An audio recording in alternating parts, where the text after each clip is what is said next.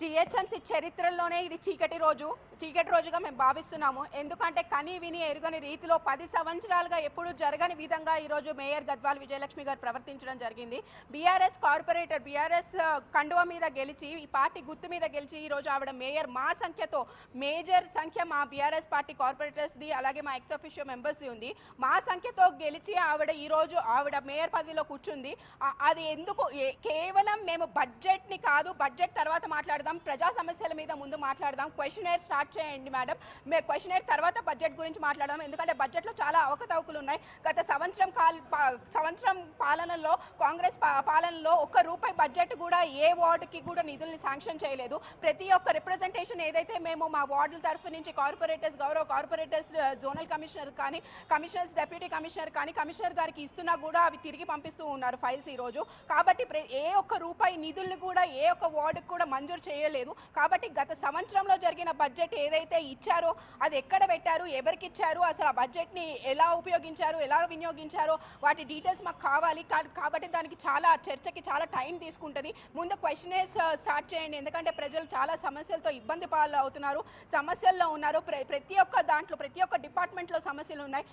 కేవలం street lights మీరు ఈరోజు చూసుకుంటే షేర్లింగంపల్లి జోన్లోనే కేవలం షేర్లింగంపల్లి జోన్లోనే 20,000 లైట్లు పనిచేయట్లేదు ఈరోజు. స్ట్రీట్ లైట్స్ నుంచి చూసుకుంటే మస్కిటో ఫాగింగ్ కావచ్చు, చిన్న చిన్న శానిటేషన్ వర్క్స్ కావచ్చు. ఈరోజు ఎక్కడ పడితే అక్కడ చెత్త చెదారు పేరుకుపోతున్నాయి. డస్ట్బిన్ ఫ్రీ సిటీ అని మనం తీసుకొచ్చాము.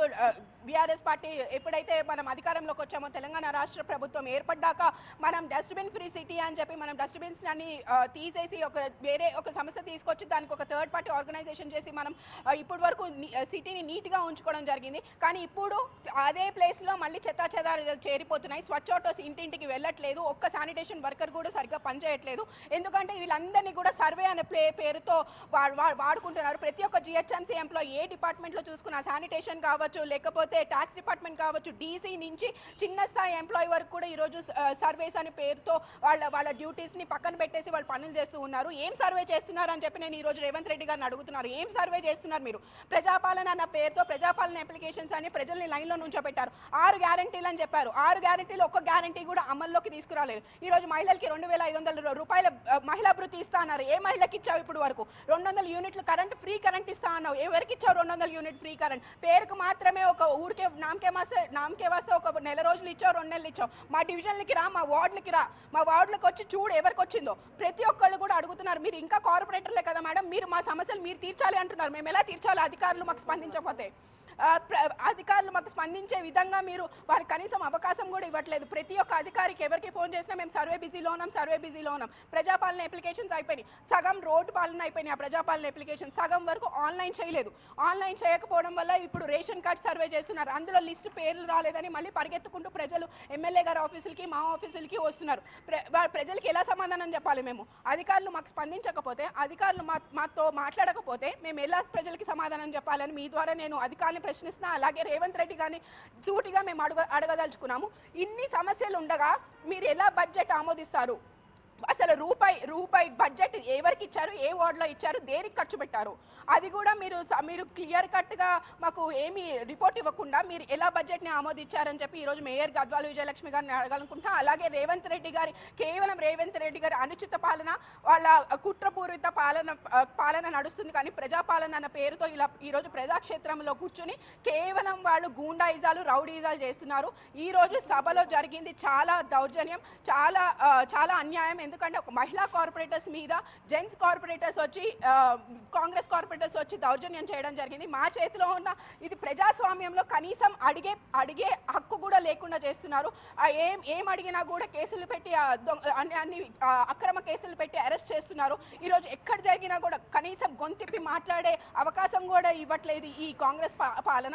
కాబట్టే మేము ఈ రోజు ఇవన్నీ కూడా మేము చర్చించాలనుకున్నాము కౌన్సిల్లో, జిహెచ్ఎంసీ కౌన్సిల్లో. ఎందుకంటే అది ప్రజావేదిక, ప్రజలందరూ ప్రజలందరూ వింటారు కాబట్టి, మొత్తం జిహెచ్ఎంసీలో ప్రజలందరూ వింటారు కాబట్టి మా ఆందోళన, మా ఆవేదన కూడా మేము ప్రజలకు వినిపించాలనుకున్నాము.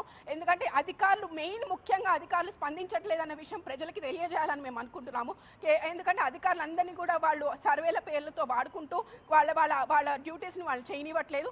కాబట్టి ఇవన్నీ కూడా మేము చర్చించాలనుకున్నాం. కానీ ఈరోజు మేయర్ గద్వాల్ విజయలక్ష్మి గారు ఒక మహిళా మేయర్ అయి ఉండి మహిళల పైన ఇంత దారుణంగా కనీవిని ఎరుగని రీతిలో, నేను చెప్తున్నా ఈ రోజు జిహెచ్ఎంసీ చరిత్రలో చీకటి రోజు మా అందరినీ కూడా ఇలా పోలీస్ స్టేషన్కి పంపించి అరెస్ట్ చేయించడం చాలా దౌర్జన్యం, చాలా అన్యాయమైన విషయము. ఎందుకంటే ప్రజా పాలనలో ప్రజల కొరకు మేము కొట్లాడడానికి మేము ఇక్కడ నిలబడి ఉన్నాము. బీఆర్ఎస్ పార్టీ ఒక ఉద్యమం పార్టీ. మా కేసీఆర్ గారు, కేటీఆర్ గారి పరిపాలనలో ఇదొక ఉద్యమం పార్టీ. మేము దేనికి, ఏ కేసులకి వేటికి భయపడే రోజే లేదు. మీరు ఎటువంటి కేసులు పెట్టినా కూడా ప్రజల పక్షాన నిలబడి మీరు ఇస్తానన్న 6 గ్యారెంటీలు అమల్లోకి తీసుకొచ్చేంత వరకు కూడా మేము కొట్లాడుతూనే ఉంటాము. ప్రజల పక్షానే నిలబడతాము. మీరు ఎన్ని కేసులైనా పెట్టండి, ఏమైనా చేయండి, మేము ప్రజల పక్షానే నిలబడతామని ఈ సందర్భంగా మీడియా ద్వారా నేను తెలియజేయాలనుకుంటున్నాను. కాబట్టి మేయర్ గద్వాల్ విజయలక్ష్మి గారు మీరు గుర్తుపెట్టుకోండి, మీరు ఏ పార్టీతో అయితే గెలిచారో మళ్ళీ ఆ పార్టీనే మీరు ఇంత ద్రోహం చేసి ఇట్లా మీరు కాంగ్రెస్ పార్టీలో చేయడం జరిగింది. అదే పార్టీ కండువా వేసుకొని, మీకు దమ్ముంటే అదే పార్టీ కండువా వేసుకొని రేపు ఎలక్షన్లో నిలబడండి. మీకు సమాధానం ప్రజలే చెప్తారని ఈ సందర్భంగా మీ ద్వారా ఆవిడకి కూడా సందేశం ఇవ్వాలనుకుంటున్నాను. Thank you.